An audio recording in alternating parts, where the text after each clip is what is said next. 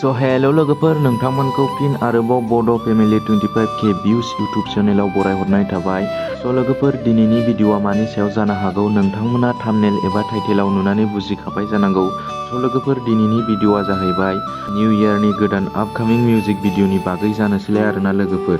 जोंहा बे मिउजिक एबा मेथाइखौ रोजाबदों निफु बसुमतारी आरो निथामनि बर'आदै लोगोफोर। स' लोगोफोर आं नोंथांमोननो बे मिउजिक एबा मेथाइनि ससे क्लिप होना होनि नोंथांमोना नायलांदो।